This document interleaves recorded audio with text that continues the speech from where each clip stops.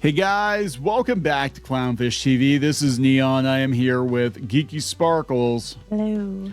Oh my God, guys, Snow White is making a huge comeback, a massive comeback. It's number 5 this week on Disney Plus.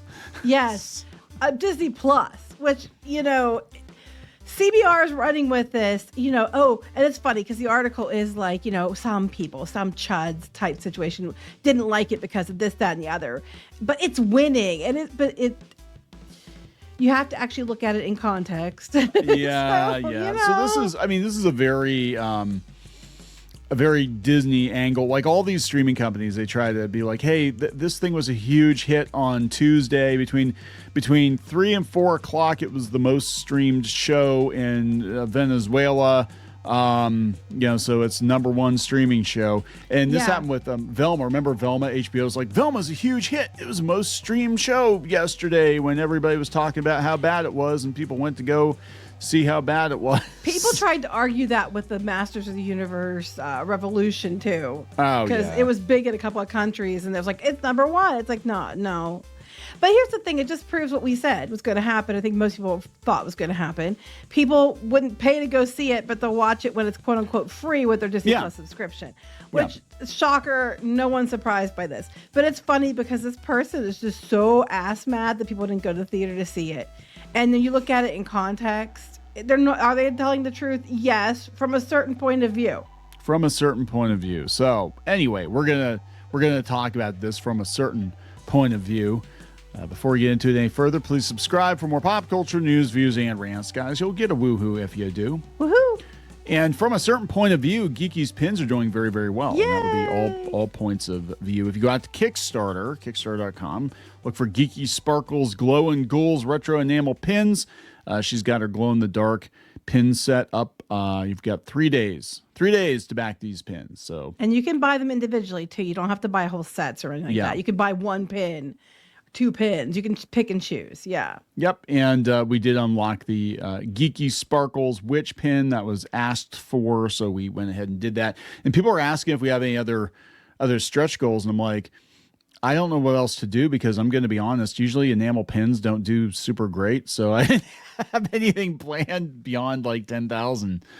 No stretch goals right now. I don't think. I mean, I have other designs that I didn't use, but I don't have time to even get them ready. No, because we'd have to run them through the people that make our pins, and they would have to, set all that stuff up. So, but we will be doing Christmas. I'm working on that now. There you go. Geeky does Christmas. That's coming hopefully in a month or so. We'll see. Anyway, check it out. Let's talk about this. It's coming from CBR, which used to be Comic Book Resources, and they barely talk about comic books now, so whatever. Disney's disastrous live-action remake with 38% Rotten Tomatoes score is making a surprise return on streaming. That is a mouthful. It has become a global streaming sensation months after its release. Sure, Jan. I also love, if you go here, it says it floundered in the box office, but it did better than other things. And then if you go down and read this person's write-up, they're just really mad.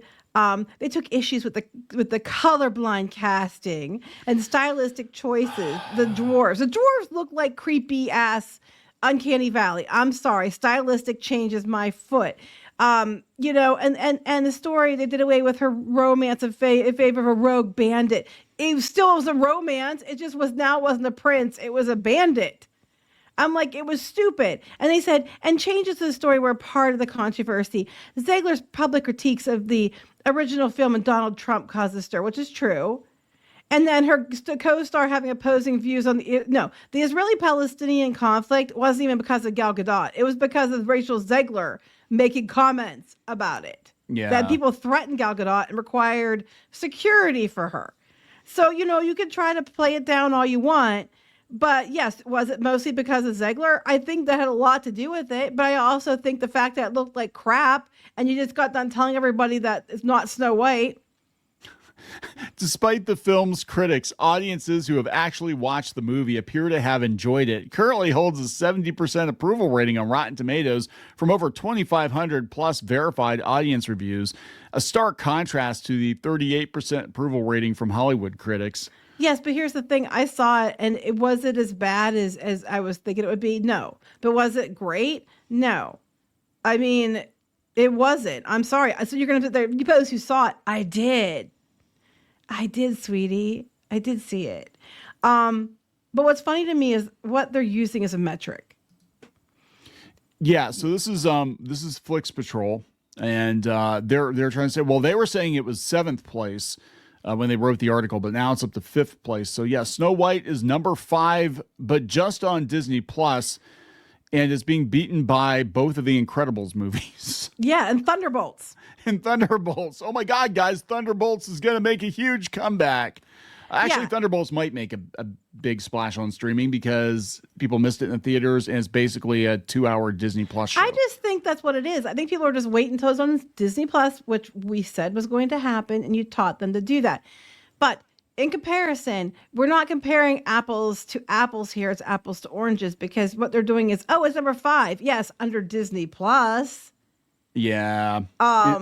You know, Is that just movies too? Is that no, they have movies and they have TV shows separately. yeah, so if you go out, I think if you go here you can see. Yeah, okay, so this is the movies on Disney Plus, top movies on Disney Plus, and top shows. So Alien Earth I know is far and away the most streamed thing, I think. But even go back up to the movies, okay?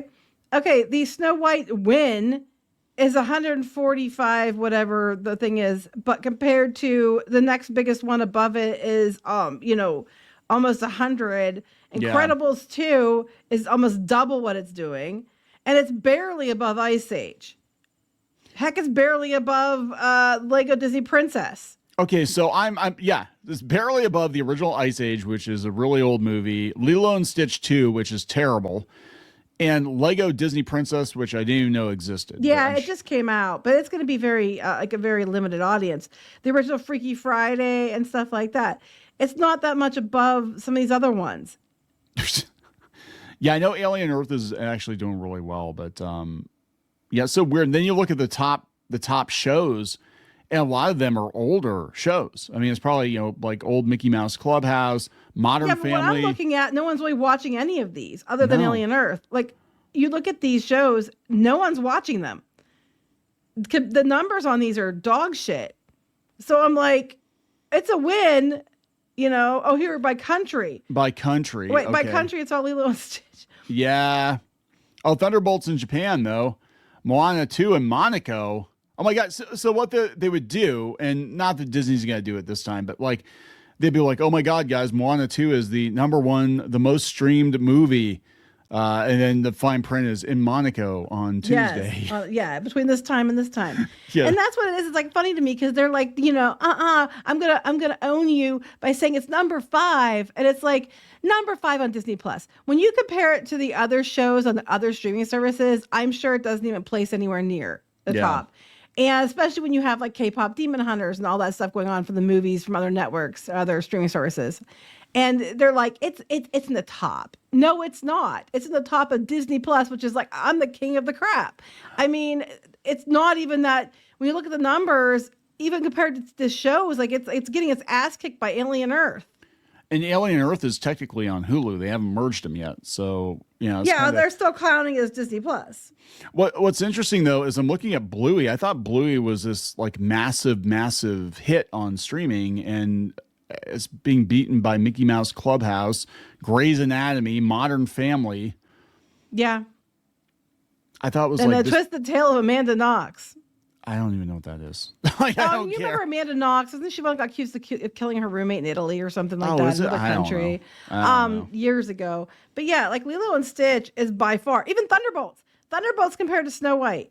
Now, granted, Snow White's been out for a while. Thunderbolts is more of a recent thing. Yeah. But it's just because people aren't going to the theater. Basically, what you're telling me is Lilo and Stitch really well in the theater.